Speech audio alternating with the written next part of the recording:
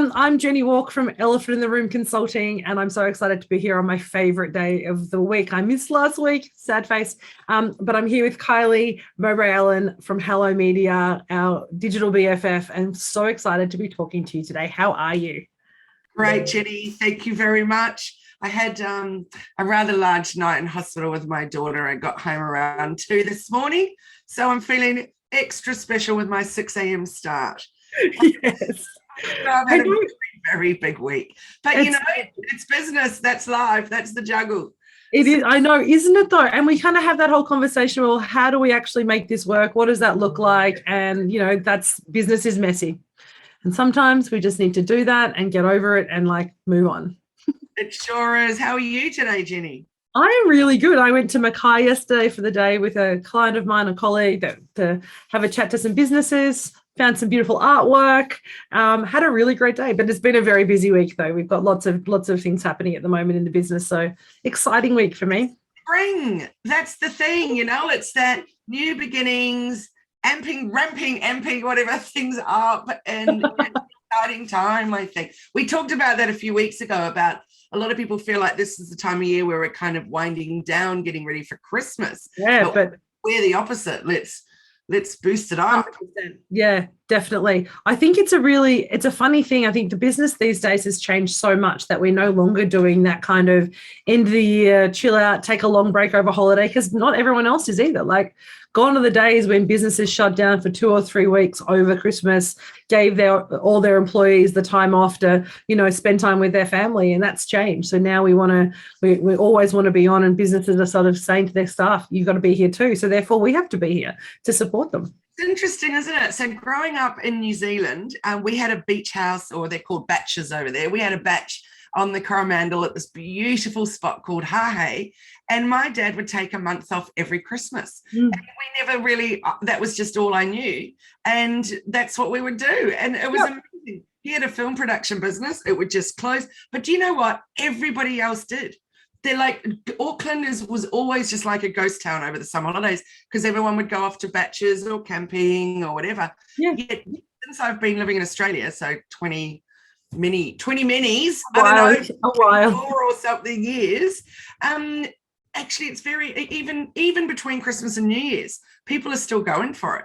So I've always been really surprised, that difference in that stop, everyone take 5 or take a month and just chill.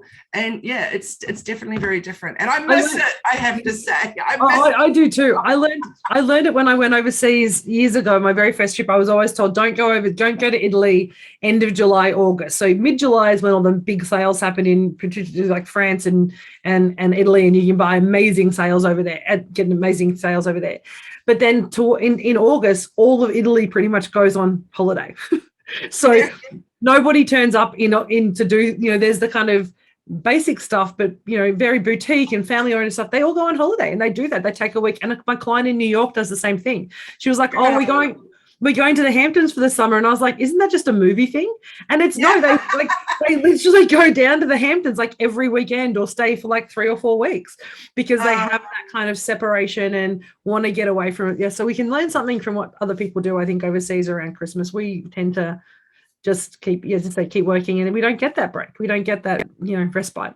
I take the break just between Christmas and New Year's. I feel really good about that little spot, and I just, and we don't go away or anything, and we actually kind of hibernate, because Byron is just usually chocolate. It's actually just a really nice time to regroup as a family, and just catch up with friends and do some more gentle things. But it'll be interesting this year to see where things are at. I think it's extremely hard for anyone to plan anything at the moment. Oh, I agree. I mean, we're trying to work out whether we're going to the grand final on Sunday, let alone whether or not I can see my mother at Christmas.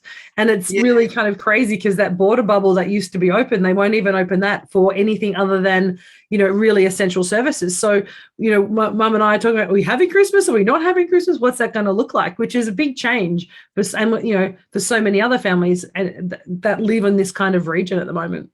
Absolutely. And I actually haven't seen it myself on the news or anything, but someone in my group coaching yesterday said that the Argentinian rugby team had come down to Byron Bay for the day, and then they got from being able to go back into Queensland. So there might not be a game. Isn't that ridiculous? Like that, why should they get to go back? Because none of us are allowed to. No, that's right. And they shouldn't be. And that's the thing, isn't it? And when they do, because let's face it, they'll find a way to make it happen.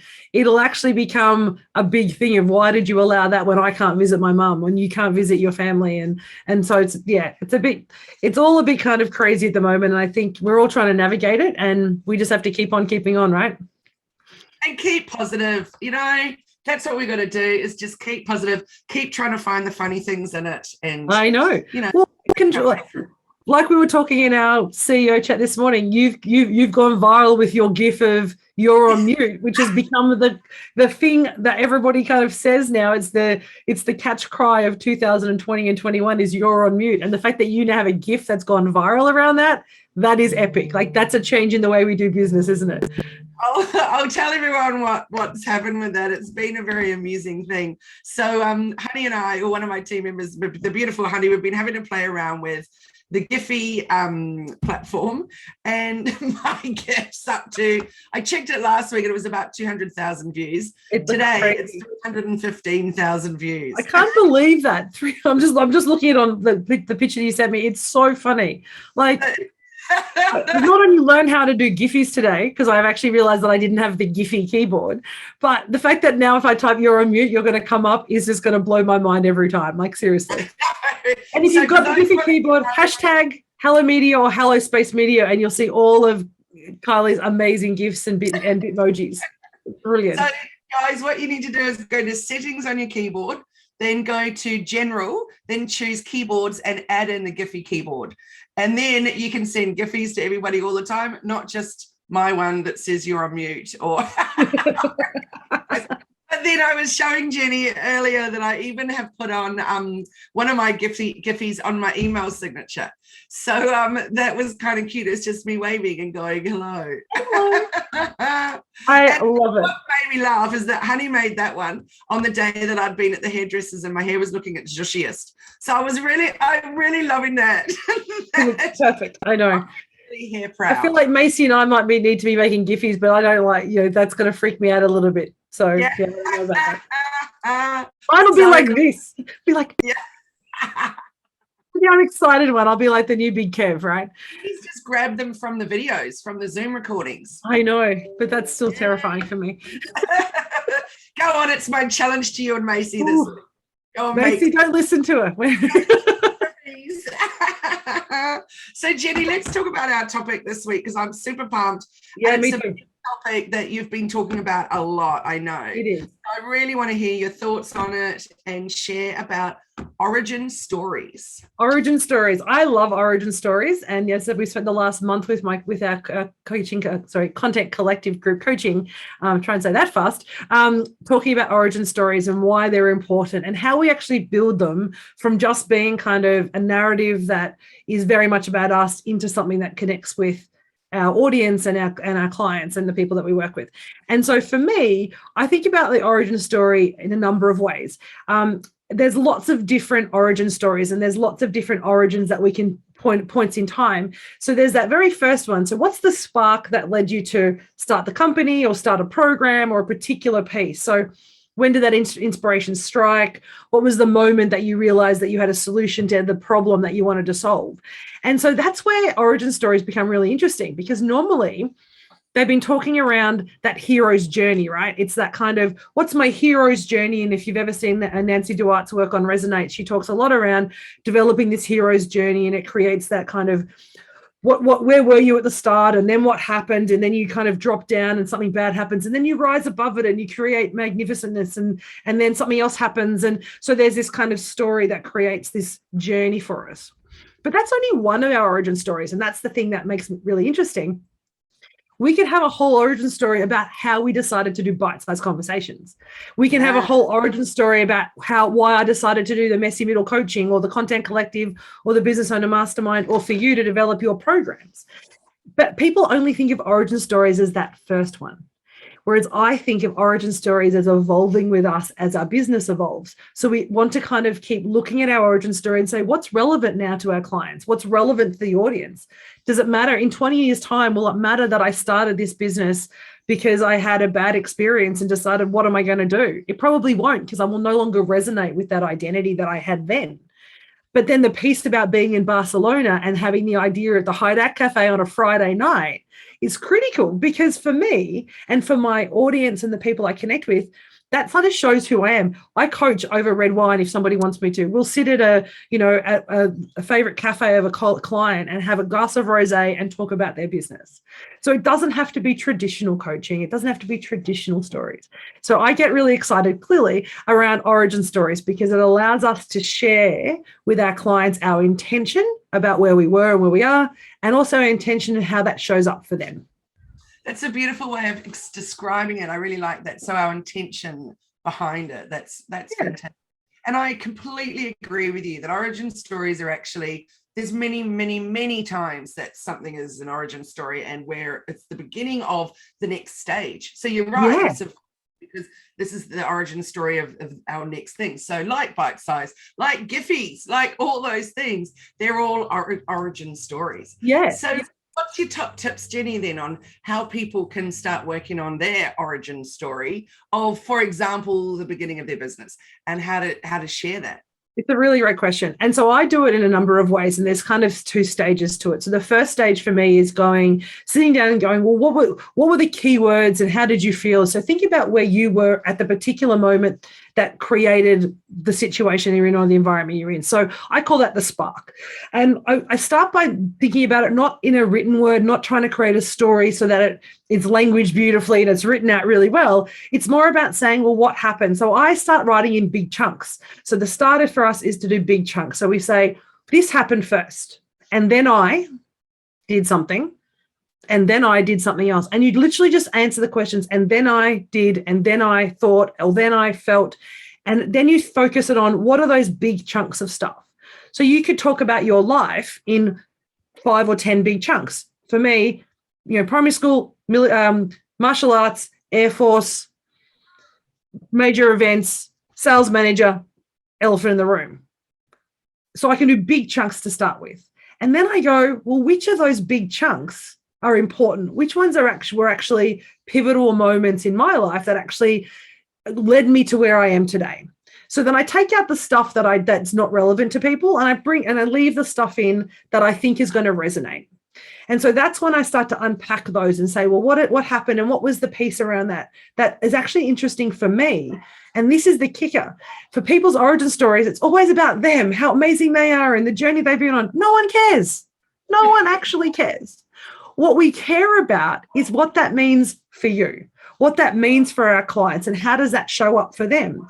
So for me, this challenge of when I talk about going to Barcelona, that resonates with my clients by saying, your inspiration will come in ways that you may not expect it. Don't plan for it. But when it comes, take the opportunity to do that. So what I do is I provide a space for people to create opportunity, because I recognize it comes anywhere. And so my origin story links directly to how I coach. And that's why it's relevant, as opposed to just being a narrative of my life. That makes sense. Nice. Really, really nice. And it does. And then I'm loving that. I'm really, really loving that, because I do it in a slightly different way, but I'm feeling like I could try out the and then because that's fun. So coming from a journalistic background, everything for me is the why, when, what, how, where, and who. And so for me, every single blog I ever write, any content I write generally, or not just a short caption, but if I'm actually trying to nut out, a bigger caption or something, I always just write down my 5 W's and my 5 H's. As I said, I'm very brain dead, so it's actually probably the other way around. Anyway, so but you know what I mean. Yes. It is the 5 W's. Yes. Anyway, and so that's how I start mine. But I'm really liking that and then I, because it's obviously just another way of coming up with getting your brain thinking and getting those prompted questions, which is awesome. And what I like about it is for them from these conversations, from our origin story, that's that kind of, head and heart piece. It's when I start to, rather than asking, well, what happened? I go into my thinking brain, right? But if I say, and then it actually creates space around, well, then what happened? Well, I'm not thinking about wanting to structure it. I'm actually just allowing the memory to flow, because often if we're trying to put it into a box of is it who, what, when, why, how, we get stuck in that space and we miss the little kind of nuances around. And that's the stuff that's actually gold. It's not the strict narrative. And yes, from a journalistic perspective, they're so important questions. But when I'm trying to share who I am, and this is where the origin story becomes important for clients and for the people we work with, is that we have to translate it from us to them. And so it's having that conversation. Well, what does it matter that I was in the military for people? Do I need? And I didn't used to share that a lot, but a lot of people have said, "Oh, I didn't know that. Now it makes sense." And I was like, "Oh, okay," because I had a level of structure and a level of process and a level of the way things were done, if you like. And so from that as my basis, I also learned there's another way of being. There's another way of doing things. And so I needed to have that structure and tell people about that structure for me to realize I released it 20 years later. And now I have a bit of both, but I don't necessarily live in this kind of has to be regimental structured space. But if I try to explain that without the military context, people go, isn't that just how people work? Yeah. And like the answer is generally no. But so it's about that translation. So when you think about then I say, well, what does it matter? Or you answer the question, well, so what? Well, you said this, so what? Who cares? What does it matter? How does it link to how you're showing up today? How does it link for the products and services that you're offering? So for the programs that you do, having masterclass workshops allows people to get really intense action and really great information compressed into a space, because taking action is what actually grows your business. That. So if you're talking about why did I develop a masterclass, it's that you going, well, I realized I learned this over 20 years and it was lots of ups and downs and steps to do that. But I also know if we can press that into a short period of time, you get the skill, you get the action, and you build the habit almost immediately. So you only do the work. And I know I can. So you can use that as a way of deciding why masterclasses are really important. So it gives you language to talk about what you do, how you do it, why you do it, but from a historical and heart-centered space, in my words, that actually resonates with people. Yeah, I love that so much. I just think that's awesome. And even as you were talking about what I do, I'm like, oh yeah, good spin on that. I really like that. That's great. I am the ultimate spin doctor, right? That's what I do. No, that's very good. And so, Jenni, what about when you're going to your next stage? So, for example, for you, Barcelona, that's such a beautiful story. I love it. But for you, evolving that story, what's the next bit for you then? How are you working on the next stage of that? That's a great question. And the key point of that is because at each stage you're connecting with different audiences, aren't you? So my origin story resonates really strongly with people who are in that position and feeling like they want to start a business but don't know how. But as I've moved and I've evolved into a lot more corporate clients, and I do a lot more strategic planning workshops and that type of focus with team building, I'm developing lots of core principles around teams and around team culture. And it's a space that I absolutely love to play. So my evolution for that is when I actually started to realize that I needed to ground myself in some core principles and understand how they're showing up in my business. How do I get consistency? And consistency comes with very core principles, or what you stand for, whatever word you want to use. And so by understanding for myself what my core principles were, it means that anything that I produce has to be grounded in that area. Does it fit this kind of criteria of how I want to work? And by doing that myself, I actually recognized that I could actually create a formula and a model to share that with teams and organizations and individuals to create their core principles that allow them to actually then build their foundations to grow their business. So that's my next stage, moving away from I didn't know what the heck I was doing, to actually I've got the experience and understanding, and I can actually lead you on that path. Yeah, it's fascinating. I love that, because I think the I didn't know what I was doing thing is actually such an integral part.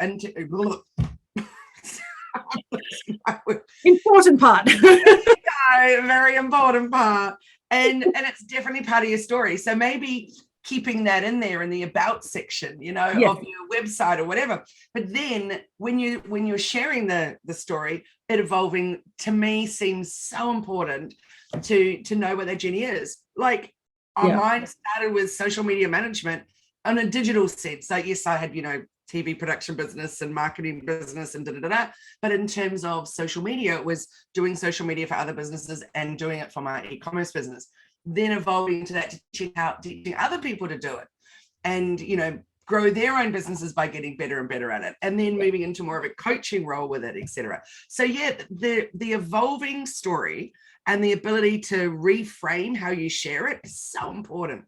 Yeah, and we don't often think about it. Like if you look, I've looked at so many people's websites and I look at their About Us page or their Who Are We page, and it's written from somebody, and I look at the person now and I go, that is not you anymore. Like this is, yes, I totally see that it's you, but that's the old version of you. And we have to recognize that as we evolve, our clients will evolve and they want to see us evolving too.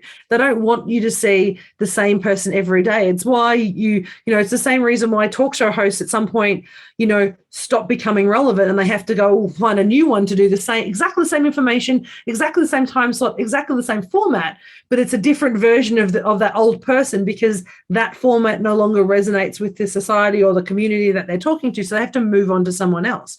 Same with journalism, same with everything that we do. But we forget that we have to carry that story across, that we have to evolve. Because if we're not evolving, we're literally saying, well, it's one thing that's suggesting that everything you have is perfect and it doesn't need evolving, and that never happens because perfection lasts for about that much and then it's wrong, it's changed because the world's changed around you. But also it suggests that you can't learn or grow, and you want to be able to show growth. And I think for at least my clients, and I'm pretty sure with your clients too, they want to see us evolving and growing and learning, because by doing that, we want to share that back. That's core principles for us, right? Is sharing knowledge, sharing. I call it wisdom. You might call it something else, but for me, it's wisdom.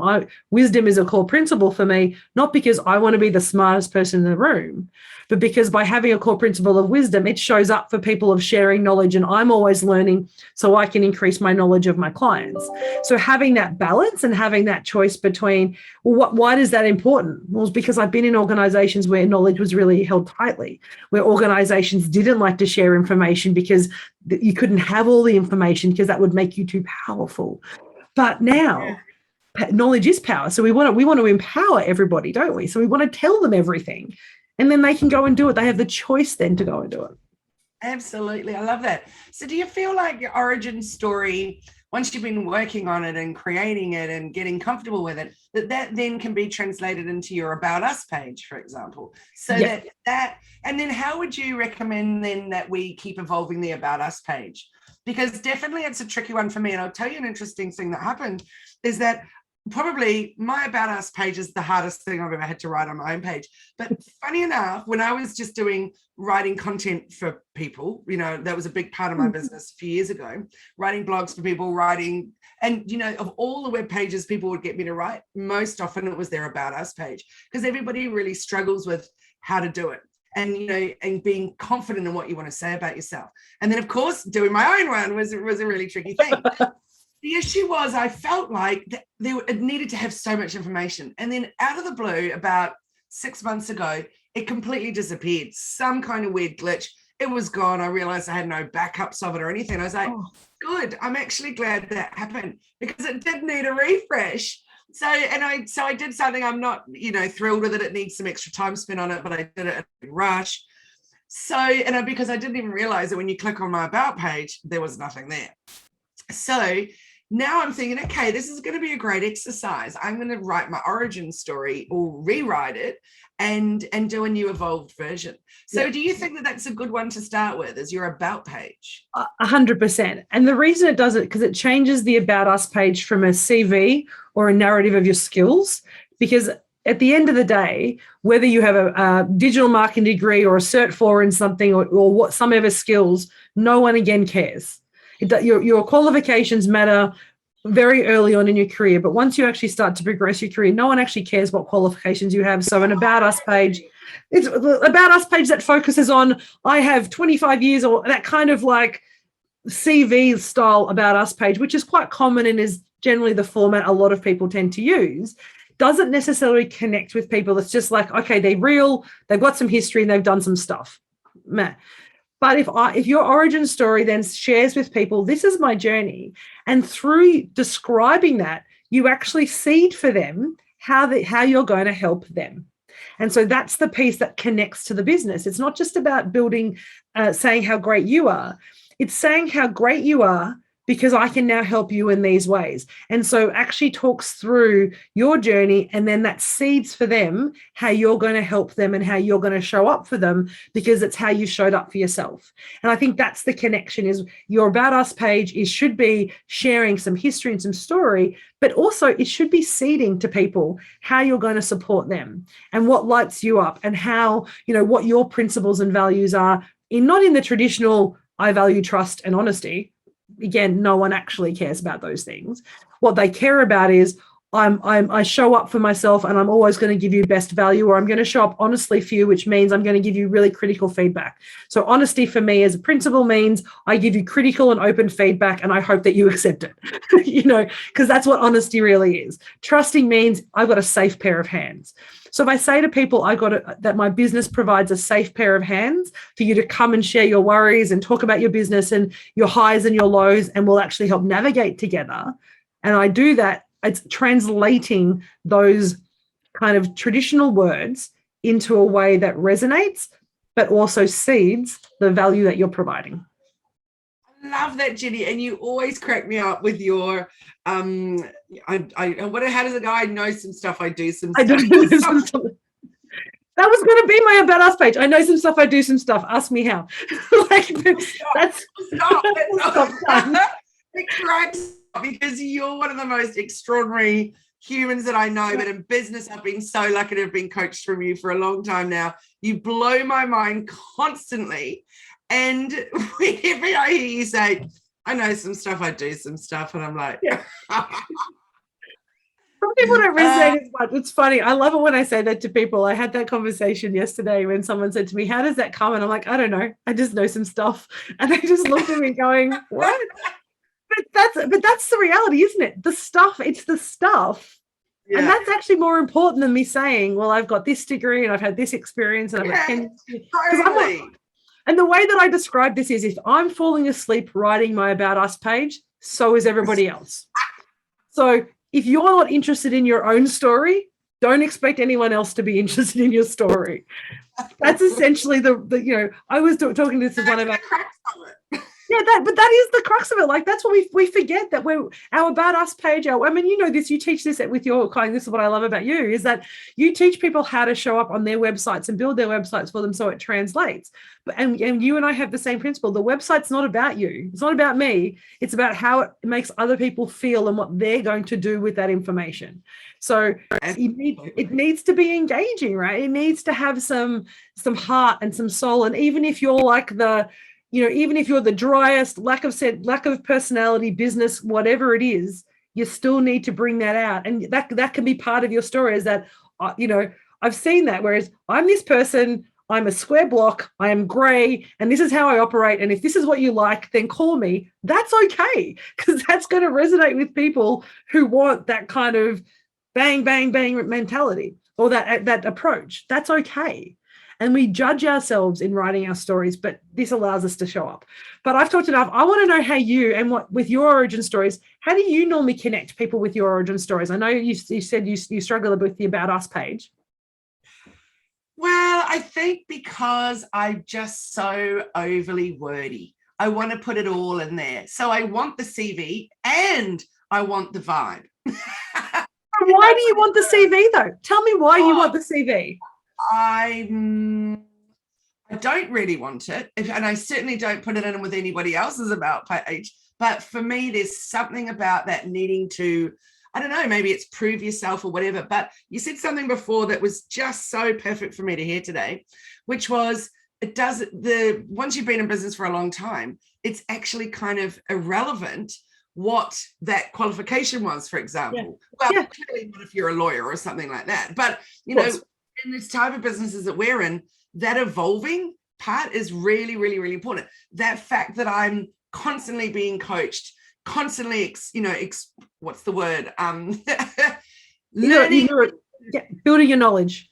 Building my knowledge. And for example, I put this little video together up on Instagram the other day, telling everybody about this new situation that Instagram has put out about hashtags. It's massive. It's so massive. And I literally saw it. I was on top of it, and I was like, well, man, it go.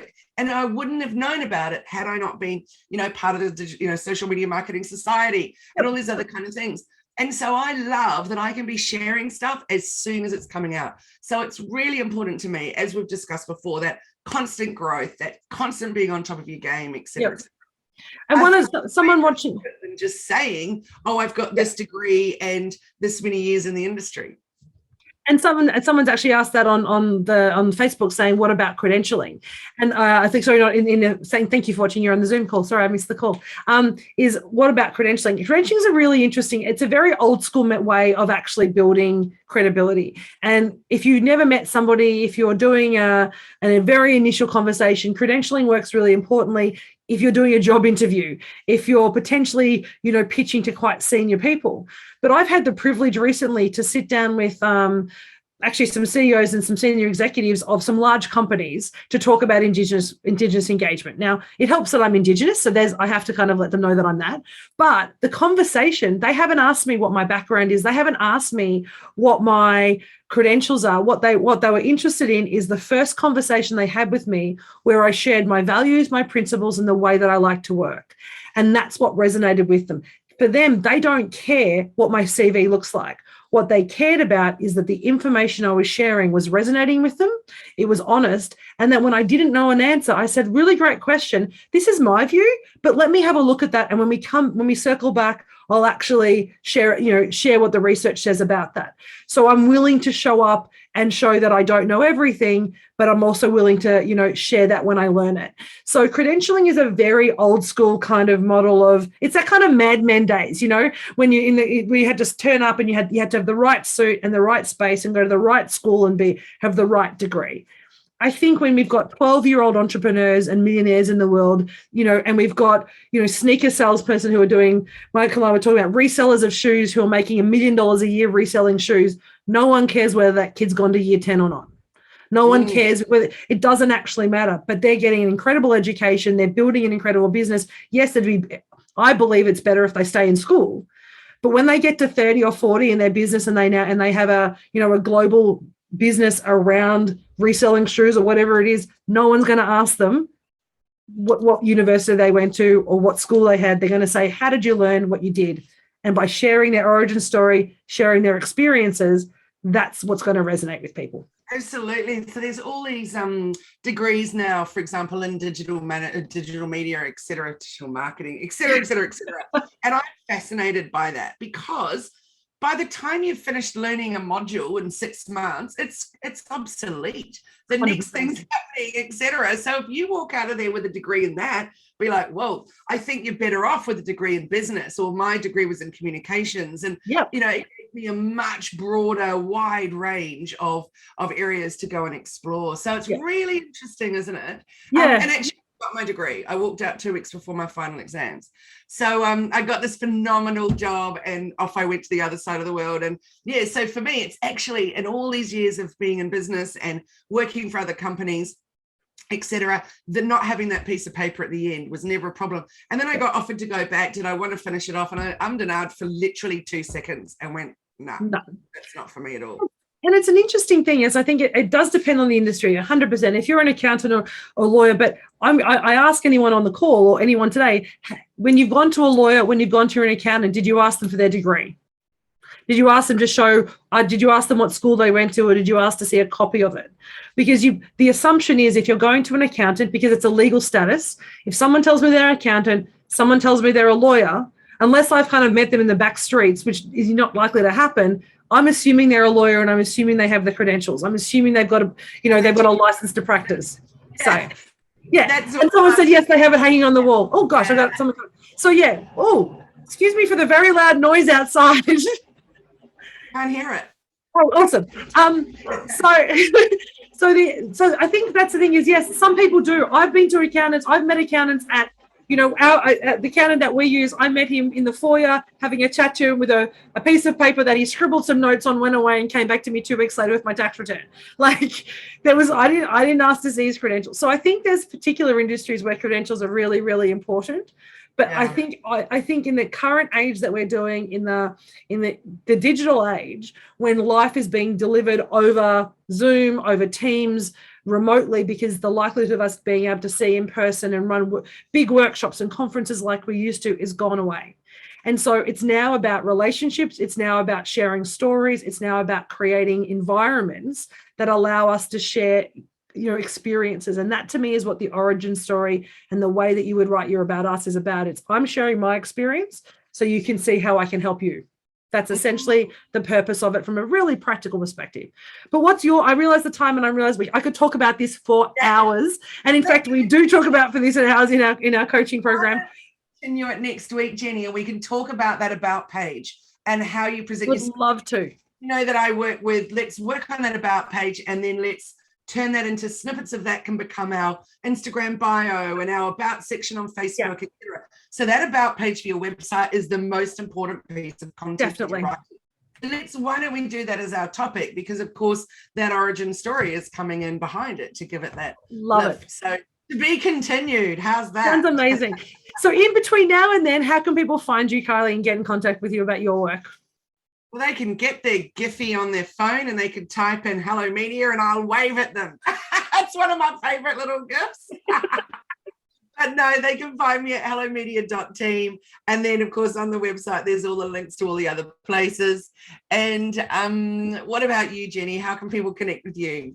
So Insta and Facebook are the two places I love to hang out. So at Elephant in the Room AU on both of those places, Jenni Walke on LinkedIn, and of course my website, eitrconsulting.com. And before we finish, I just want to shout out, it's the first day of Indigenous Business Month. So if you're interested in Indigenous businesses and supporting the Indigenous business economy, now is the month to do it. There's a lot of really cool events on the websites, indigenousbusinessmonth.com, and some great events happening. And you can, support local industries, which is interestingly, and I'm excited about, Kylie, the Indigenous business industry, or what they call the Black economy, is growing on average about 6 times more than small business in the non-Indigenous space, because we're entrepreneurs by trade. We've been doing this for tens of thousands of years as entrepreneur and bartering, and now we're actually coming into our own and creating an incredible economy around culture and knowledge and sharing of that. So, Jenni, I just would like to say, let us put on pause for another week our About page. Yeah. And let's do Indigenous Business Month next week as our topic. Oh, let's do that. I'd love to talk about that and find out from you what that means, what can we do, how can we support, et cetera, et cetera. Let's do that. That would be amazing. Awesome. I look forward to it. Okay, so thanks so much for joining us, everybody. And we look forward to seeing you next Friday to talk about Indigenous Business Month. Have a great week, everybody. See you. Kylie Mowbray-Allen. All right. Bye, guys. Kylie. Thanks for joining us. Bye, Jenni.